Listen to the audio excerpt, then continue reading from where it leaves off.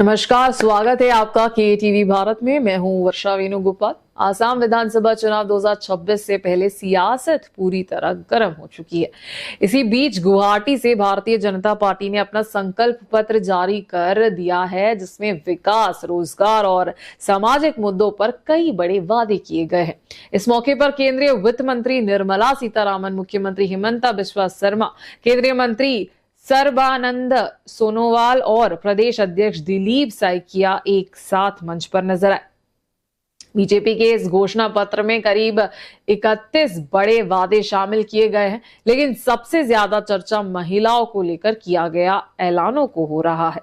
Party ने अरुणोदय योजना के तहत मिलने वाली राशि को बढ़ाकर 3,000 रुपए प्रति माह करने का वादा किया है। साथ ही लखपति दीदी योजना के जरिए लगभग 40 लाख महिलाओं को आर्थिक रूप से मजबूत बनाने की बात कही गई है। साफ है कि इस बार चुनाव में महिला सशक्तिकरण को केंद्र में रखा गया है। अब बात रोजगार की। मुख्यमंत्री हिमंता बिस्वा शर्मा ने कहा है कि आने वाले 5 सालों में 2 लाख युवाओं को सरकारी नौकरी दी जाएगी। इसके साथ ही शिक्षा और स्वास्थ्य के क्षेत्र में भी बड़ा प्लान सामने आया है।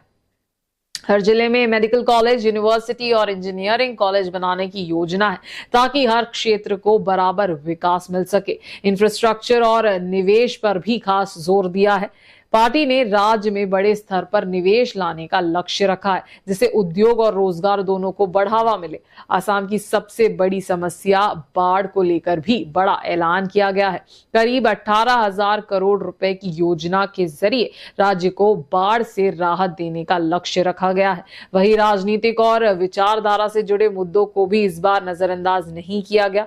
बीजेपी ने यूनिफॉर्म सिविल कोड यानी यूसीसी लागू करने की बात कही है। हालांकि जनजातीय और छठी अनुसूची वाले क्षेत्रों को इससे बाहर रखने की बात भी साफ की गई है। इसके अलावा लव जिहाद और भूमि जिहाद जैसे मुद्दों पर सख्त कदम उठाने का संकेत दिया गया है, जो पार्टी के मुख्य एजेंडा को दिखाता है।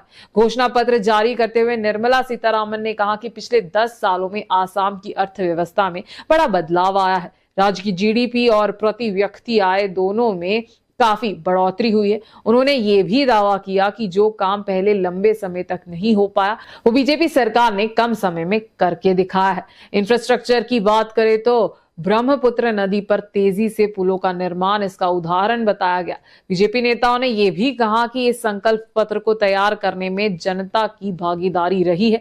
करीब 2.5 लाख से ज्यादा सुझाव लेकर इसे बनाया गया है। अब नजर चुनाव पर है। आसाम की 126 सीटों पर 9 अप्रैल को वोटिंग होगी और 4 मई को नतीजे आएंगे। बीजेपी इस बार सहयोगियों के साथ लगातार तीसरी बार सरकार बनाने के लक्ष्य के साथ मैदान में है।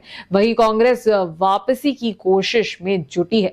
अब देखना दिलचस्प होगा कि जनता इन वादों पर कितना भरोसा जताती है।